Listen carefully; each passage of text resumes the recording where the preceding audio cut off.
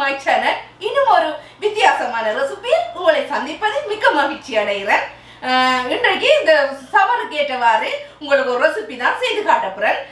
Coconut salad drink. இது எப்படி செய்யறேன்னு நினைக்கிறீங்களா? இது ஈஸியான ரெசிபி உண்டு. இதுல நான் ஜெல்லி மற்றது சாகோ மற்றது இந்த பால்டின் கோகோனட் எல்லாம் ஆட் பண்ணி தான் நான் இது செய்ய போறேன். நல்ல சம்மருக்கு ஏற்ற ட்ரிங்க். பெரியவர்கள் சிறுவர்கள் எல்லாரும் விரும்பி குடிக்கக்கூடிய ட்ரிங்க் தான் இது. ஈஸியான ட்ரிங்க். எல்லாரும் வீட்லயும் இருக்கக்கூடிய பொருட்களை வச்சு தான் இந்த ட்ரிங்க் செய்து காட்டப்படுறேன். வாங்க இப்ப ரெசிபிக்குள்ள போகலாம். 3 ஜெல்லி எடுத்திருக்கிறேன். முதலாவது ஜெல்லி ஆரஞ்சு ஜெல்லி, மற்றது லைம் ஜெல்லி, மற்றது நான் ஸ்ட்ராபெரி எடுத்திருக்கிறேன். 3 ஜெல்லி எடுத்திருக்கிறேன். 3 ஜெல்லியையும் எப்படி நம்ம காய்ச்சி இதை ஜெல்லி செய்யறேன்னு சொல்லி பார்ப்போம். ஒரு பேன்ல 1 கப் வாட்டரை ஆட் பண்ணிட்டு இந்த ஜெல்லி பக்கெட்டை உடைச்சி இதுக்குள்ள ஆட் பண்ணுங்க. நல்ல வடிவா அதை மிக்ஸ் பண்ணி வடிவா காய்ச்சி எடுங்க. இது உங்களுக்கு காய்ச்சிற டைம்ல திக்கா இருக்குமென்று சொல்லி சொன்னா நீங்க கொஞ்சம் வாட்டர் ஆட் பண்ணுங்க. இது 85 கிராம் ஜெல்லி பவுடர். நீங்கள் 1.5 கப் ஆட் பண்ணி வாட்டர் இதை காய்ச்சி எடுங்க. இது கொஞ்சம் கொதிச்சா சரி. இப்படி ஒரு கொதிநிலை வந்த பிறகு ஹீட்டை ஆஃப் பண்ணி விடுங்க. இப்படி ஒரு கண்ணாடி பவுல்லையோ இல்லாட்டி ஒரு பிளாஸ்டிக் கண்டெய்னர்லையோ இதை ஆட் பண்ணிட்டு அதுக்கு பிறகு இதை கொஞ்சம் குளிர வைங்க. குளிர வச்சுட்டு கூலரில் வச்சு இதை எடுங்க. இது நல்லா உறைஞ்சி வரணும். 2வது முறையாக அடுப்பில் பேனை வச்சுட்டு இதுக்குள்ள 1/2 கப் வாட்டர் விடுங்க. 1/4 கப் சவ்வரிசி பாயாசம் நீங்கள் காய்ச்சுவீங்க, அது சாகோன்ட்டு சொல்கிற அதை இதுக்குள்ளே ஆட் பண்ணி இதை காய்ச்சி எடுங்க. இதை நான் இந்த சாகோவை 5 நிமிஷம் பச்சை தண்ணியை விட்டு ஊற வச்ச பிறகு இதுக்குள்ளே ஆட் பண்ணி இதை காய்ச்சி எடுங்க. இதுக்குள்ளே நீங்கள் சுகரோ மற்றது பாலோ ஒன்றுமே ஆட் பண்ண வேணாம். வெறும் தண்ணியும் சாகோவும் தான். இதை நல்ல வடிவாக காய்ச்சி எடுங்க. இந்த சாகோவை சவ்வரிசியை வடிவாக காய்ச்சி இதில் எடுத்து வைங்க.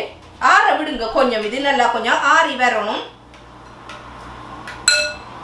மற்றது நான் ஆல்ரெடி இது செய்து வச்சுட்டேன். இந்த ஜெல்லியை ஒன்று நான் செய்து காட்டினேன் நான் ஆரஞ்சு கலரில். மற்றது நான் க்ரீன் ரெட் ஆரஞ்சு செய்திருக்கிறேன். இப்போ இதை நாங்கள் சின்ன சின்ன பீஸாக இதை அப்படி வெட்டி எடுக்கணும். இதே மாதிரி கத்தி ஒன்று எடுத்து இப்படி நீளமாக இப்படி வெட்டுங்க.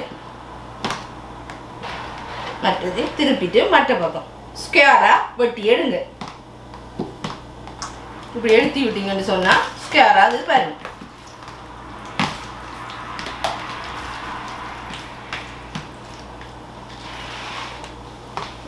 மற்ற கலர் ரெட் கலர்.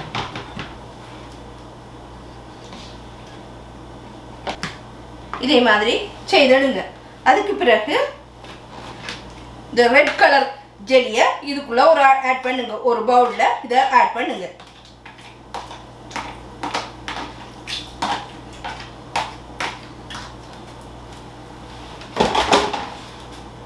மற்றது கிரீன் கலர்.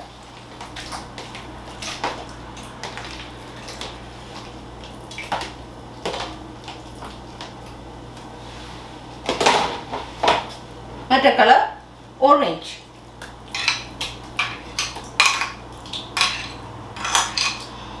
ஒரு கேன் எவாபோரேட்டட் மில்க் அதை இதுக்குள்ள ஆட் பண்ணுங்க.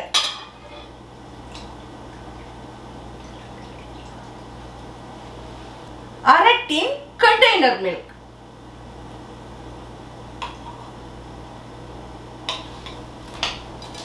வீட்டில் ஃப்ரெஷ்ஷான இளநீர் இருக்குமென்று சொன்னால் அதோட வாட்டரையும் அதுக்குள்ளே இருக்கிற வடுக்கள் மாதிரி இருக்கும் வெள்ளையா அதையும் கட் பண்ணி இதுக்குள்ளே ஆட் பண்ணுங்க.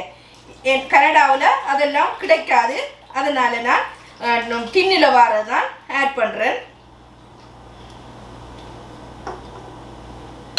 மற்றது இந்த சவ்வரிசி அதை இதுக்குள்ளே ஆட் பண்ணுங்க. நீங்கள் செய்துட்டு கூலரில் வச்சுட்டு பரிமாறுற டைமில் எடுத்து பரிமாறுங்க. இப்போ குடிக்கிறேன்னு சொன்னால் நீங்கள் ஐஸ் கொஞ்சம் ஆட் பண்ணுங்கள். இதுக்குள்ளே ஆட் பண்ணிவிட்டு நல்லா மிக்ஸ் பண்ணுங்கள். தேவையான அளவு ரோஸ் எசன்ஸ் ஆட் பண்ணுங்க. உங்களுக்கு விருப்பம் இல்லாட்டி இதை நீங்க விடலாம். ஆட் பண்ணீங்கன்னா நல்லா வாசமா இருக்கும். இது அரை தேக்கரண்டி வனிலா எக்ஸ்ட்ராக்ட். நல்லா இதை மிக்ஸ் பண்ணுங்க.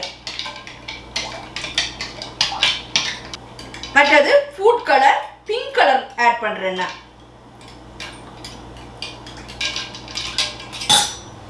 இவ்வளவுதான். இது இப்ப ரெடி.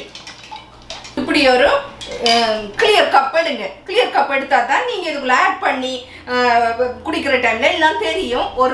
ஒரு அட்ராக்ஷனா இருக்கும். அதனால நான் கிளியர் கப் தான் எடுத்துருக்கிறேன்.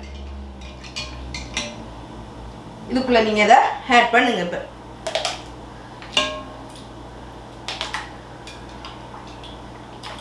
வடிவானா இந்த கிளியர் கப்பில் ஆட் பண்ணி எடுத்துட்டேன். மற்றது நீங்கள் இதை ஒரு birthday party, get together party, ஒரு விசேஷ நாட்களில் நீங்கள் உங்களோட ஃப்ரெண்ட்ஸுகளை இன்வைட் பண்ணினீங்கன்னு சொன்னால் அவங்களுக்கு இதை வடிவாக செய்து கொடுக்கலாம். எல்லாரும் நல்லா விரும்பி குடிப்பாங்க. சம்மர் டைமில் சில்லண்டு இருக்கக்கூடியவாறு தயாரிக்கப்பட்ட கோகோனட் சாலட் ட்ரிங்க் தான் இது. ப்ரீபேர்ன்ட்டு கேட்டிருந்த நீங்கள் ஏன் ரெசிபி போடலன்னு சொல்லி நான் பேக் டு ஒர்க்குக்கு போடுறேன்னா அதனால எனக்கு உடனுக்குடன் உங்களோட பதில்கள் போட இல்லாமல் இருக்குது. வீக்கெண்ட்ஸ்ல நான் எல்லாருக்கும் பதில் போடுவேன். லேட்டா வந்தாலும் லேட்டஸ்டா வருவேன் உங்களோட பதில் போடுறதுக்கு. மற்றது நீங்களும் என்னோட எல்லாரும் இணைந்திருங்க. எனக்கு சப்போர்ட் பண்ணுங்க, லைக் பண்ணுங்க, ஷேர் பண்ணுங்க, கமெண்ட்ஸ் பண்ணுங்க, சப்ஸ்கிரைப் பண்ணுங்க. மீண்டும் நல்லதொரு குக் வித் ஜெயில சந்திக்கிறேன். Bye bye. Take care everyone.